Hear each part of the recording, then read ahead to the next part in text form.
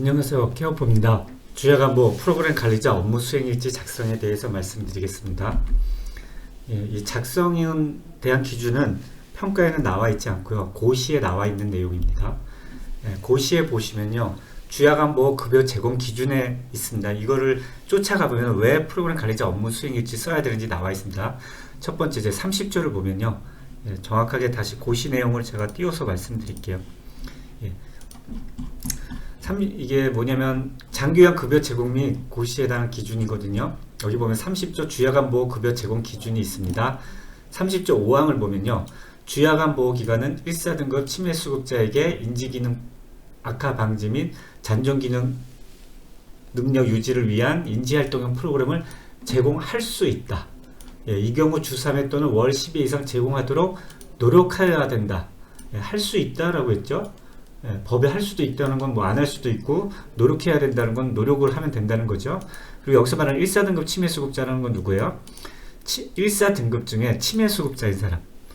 우리가 그 인지평가에서 점수가 높은 사람이 아니라 의사가 판단해서 치매약을 먹거나 치매 상병이 있는 사람이 치매 수급자예요.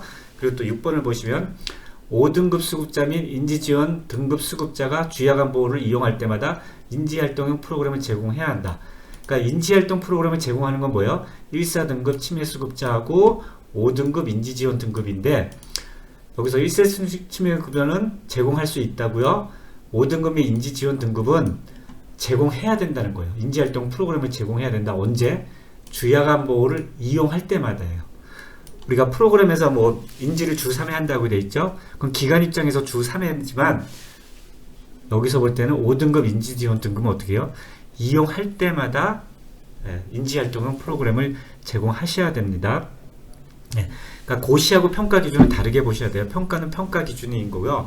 고시는 그냥 고시 기준으로 보셔야 됩니다. 근데 이렇게 1사등급 치매 수급자고 5등급의 인지활동 프로그램 제공은 누가 해요? 프로그램 관리자가 수립한 계획에 따라 제공을 해야 되는데 여기서 말하는 프로그램 관리자가 누구인지는 17조 6항에 따르니까 17조 6항을 보겠습니다. 17조 6항을 보시면 어떻게 나와 있냐면요.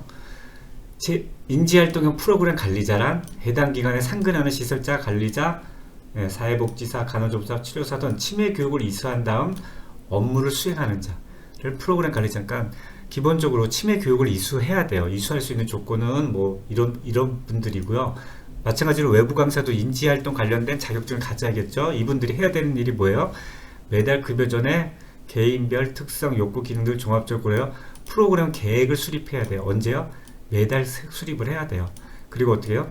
요양보호사 급여 제공을 모니터링하고 가족을 대상으로 상담을 하는데 이러한 일을 어떻게 해요? 공단 이사장이 정하는 구체적인 업무 수행의 방법에 따라 업무 수행을 작성하고 보관한다 그랬죠. 이 업무 수행에 따른 작성을 보관하는 기준이 뭐냐면요. 이게 어떻게 나와 있냐면 이게 별지 24호에 있는 프로그램 관리자 업무 수행일지입니다. 이걸 다시 보면요. 다시 그 내용을 올라가서 보면요. 어떻게 되어 있냐면요. 이 프로그램 관리자 업무 수행일지는 작성하는 기준이 나와 있습니다. 이거는 뭐예요? 세부사항이거든요. 세부사항에 대한 전문이고요. 공고입니다. 여기 보시면은 11조 프로그램 관리자 업무 수행 방법인데요. 이 30조 5항 및 6항이 언제 생겼어요? 2021년도에 생겼어요.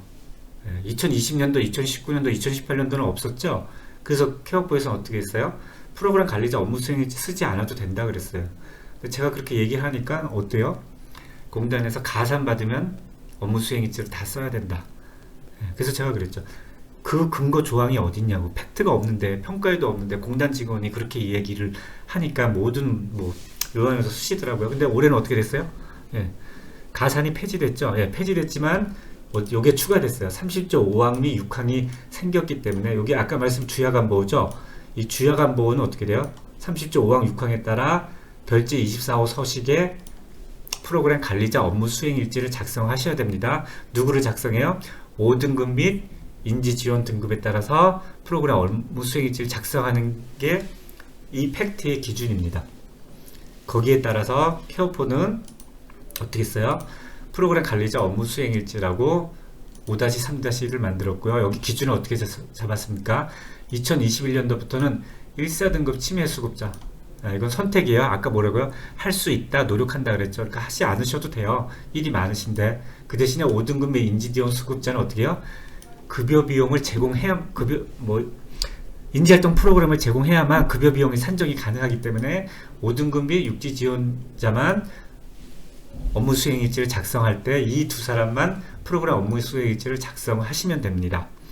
예, 그리고 또 물어보죠. 이거 작성 안 하면 어떻게 되냐고. 예, 작성 안 했다고 벌칙 조항은 없습니다. 우리가 예를 들면 아까 고시에도 가족 지지를 하게 돼 있어요. 반기별로. 근데 평가에 없으면 대부분 안 하세요.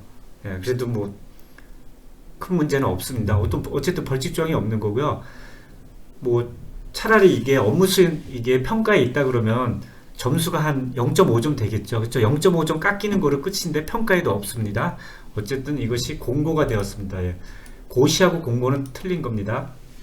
공고는 알리는 거고요.